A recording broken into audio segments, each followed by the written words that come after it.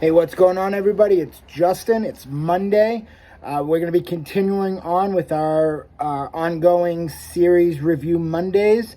Continue on with the Shrek franchise. We're going to be doing 2007's Shrek the Third. Of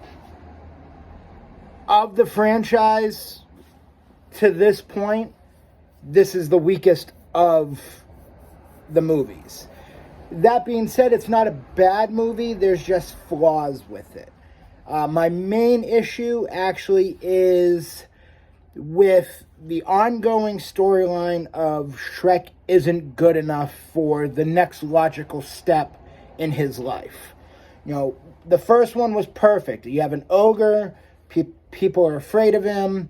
You know, he has to eventually come out of his swamp and find himself. The second one, you know, he loves Fiona, wants to marry Fiona, but he's afraid of rejection from her parents. You know, they get married at the end of part 2. Logic would think that once you're married, kids are probably on the way. My biggest problem is he does it again where I don't think I can be a dad. I'm not going to be good enough to be a dad. As a father, you're always going to be nervous. You know, you want to be the best father you can be for your children. But that never once thought crossed my mind, I'm not going to be a good dad. You know, and that's where my problem is with Shrek the Third. There's all that made the first two enjoyable is still there. You have that adult-centric humor in a kid's movie. You know, adults will get the humor even if the movie is directed towards children. Even it's more of a family movie, but it's still a children's movie. But, you know, you have your climactic scenes with, you know, fighting between the gingerbread man and Pinocchio and the Three Little Pigs and the big bad wolf against Prince Charming, who is vowing revenge for his fallen mother, the fairy godmother. You know, that's all enjoyable. But this, I'm not good enough, that's what irks me with Shrek the Third. It's still an entertaining movie. You know, if they had stuck with the main overall premise, which is Princess Fiona, Shrek's wife, her parents are dying, or her father is dying, and they are going to ascend to the throne, and Shrek is scared about becoming the king of far, far away land, that would have been fine.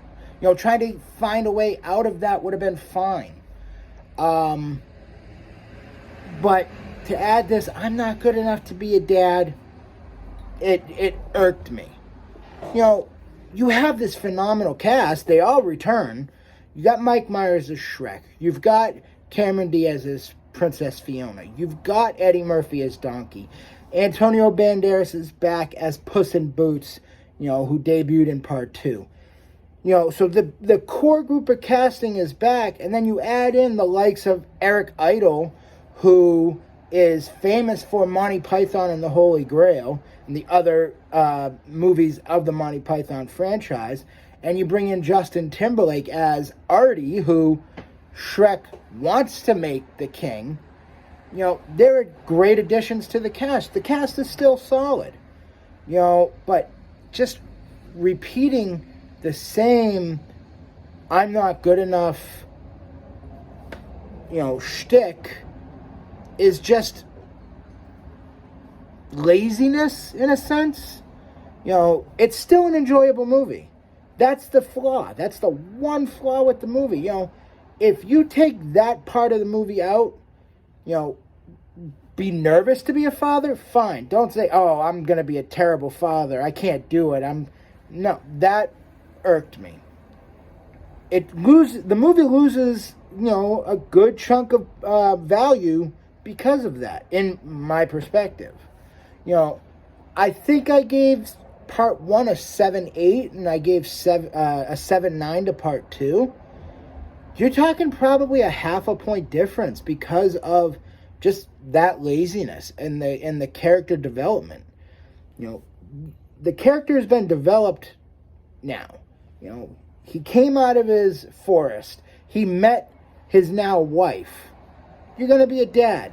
Nerves are going to be there. But the self-deprecating, character, like the self-deprecating character, you don't need it anymore. You don't want to be king.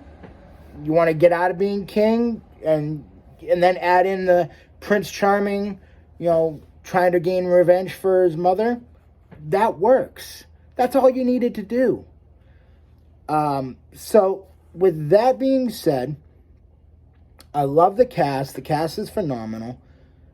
Most of the plot is solid. It's just that detracts from the quality of the movie. I'm going to have to score it a 7-2. It's still a good movie. It's still entertaining. It's entertaining for both adults and children. But it does take a hit because of the laziness of the character development of Shrek. I still recommend it. It's still, it's still a solid franchise. That it doesn't take a huge dive. It just takes a good chunk. 7-2 is the score. Shrek the Third. That's my review. If you like this video, please consider subscribing. We'll come back next week for Shrek Forever After, and then Puss in Boots will be the week after that. I hope to see you guys next time at the movies. Take care.